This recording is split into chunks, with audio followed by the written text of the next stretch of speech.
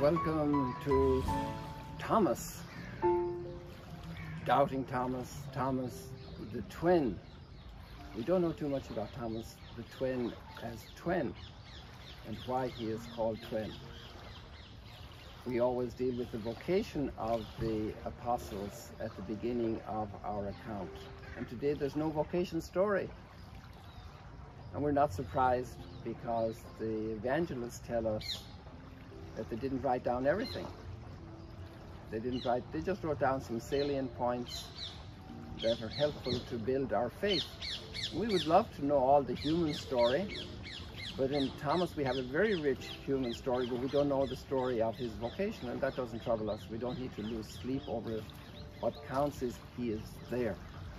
He is there, one of the 12, with the 12, in all the scenes where the 12 are. He's always on their list. I'd like to call Thomas the Paschal Mystery Apostle. Paschal Mystery is not just Easter, it's the whole process of the passion, death, and resurrection of Christ. The Passion Mystery. And we find Thomas with the disciples, and Jesus says, I'm going to Bethany to raise Lazarus, and Thomas says, let's go and die with him. What an extraordinary readiness. We're in a very different place than when Peter said, hell no, God forbid, don't talk about crucifixion. Thomas says, let's go die with him. That doesn't mean that he's going to be at Calvary when the going gets really tough, but his disposition is there. Many times we have dispositions and we're not ready to deliver. We need still more and more strengthening and preparation.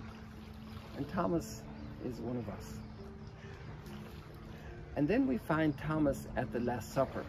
He says, Jesus is consoling them, and he says, I'm going to the Father. Where are you going?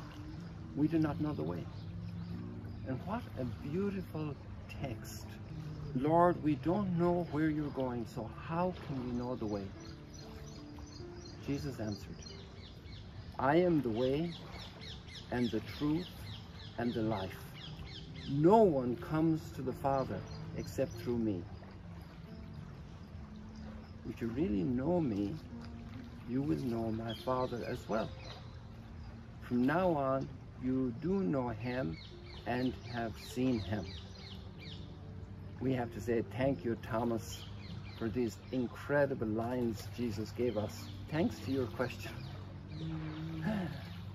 You know, our needs become occasions for God to reveal his bounty, to reveal his blessing, to reveal himself, to discover how close we are to him.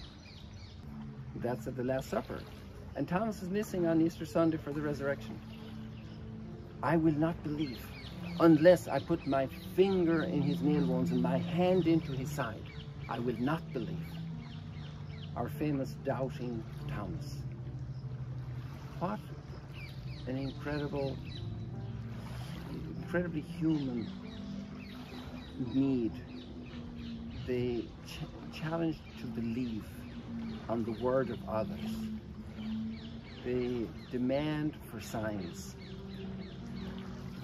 A feature that's often in our own lives. And then we know the great encounter. Thomas, put your finger in my hands. He had to wait a week. He had to live with that demand. And Jesus came and satisfied his demand. And Thomas, put your hand in my side. Actually, Jesus required him to do it because he no longer needed to do it. He saw him. And Jesus said, do this. See that I am truly risen. Be a witness for me. You have seen it. Your faith has been healed. You can be a help to others, a witness to others. You can teach them about the resurrection, that I am risen truly from the dead, that mercy has definitive victory. And then we find Thomas among the apostles, as always, even in Pentecost, but before that, here at the Sea of Galilee, this fisherman, born across the lake here behind my back in Bethsaida. And we see Thomas with Peter, named right after Peter, going out to fish.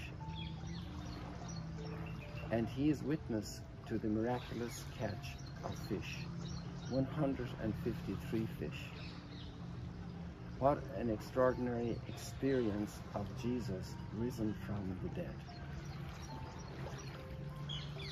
Come back with us for part 2 of Thomas.